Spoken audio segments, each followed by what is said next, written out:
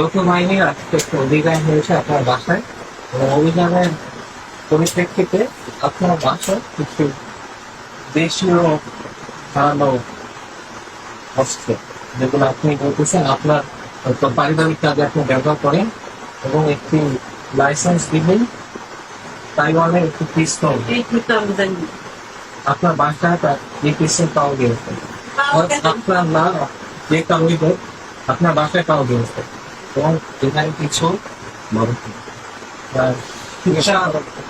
সেখানে কিছু সামগ্রী এবং ধারালো ত্রিশূল আরো কিছু ধারালো অস্ত্র পাওয়া গেছে। এগুলোর মধ্যে কোনো কিছু কি আপনার বাসার বাহিরে অন্য জায়গা থেকে আপনার জিনিস হচ্ছে না আপনার সম্মুখে এগুলো উঠে দিচ্ছে? এটা আসলে আপনি সহমত প্রকাশ করেন? আচ্ছা, এর বাইরেও আপনার বাসায় কিছু ভারতীয় মুক্তি এবং একটি ভারতীয় নাগরিকের ন্যাশনাল আইডি কার্ড পাওয়া গেছে।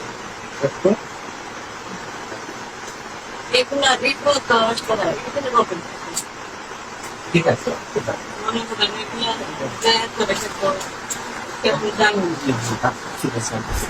এবং পিস্তল আপনার বাসা থেকে উঠে গেছে, যে পিস্তলটা কথা। এই অভিযান চলাকালীন সময় যৌথ বাহিনীর কোনো সদস্যকে আপনার উপর কোনো সাময়িক বা মানসিকভাবে আপনাকে লাঞ্ছিত করেছে, এবং আপনার বাসায় গচ্ছিত যে স্বর্ণ মুদ্রা এবং অর্থ যাচ্ছিল সেটা কি আপনি প্রতিদিনের বিষয় পাইছেন? আপনার বাসায়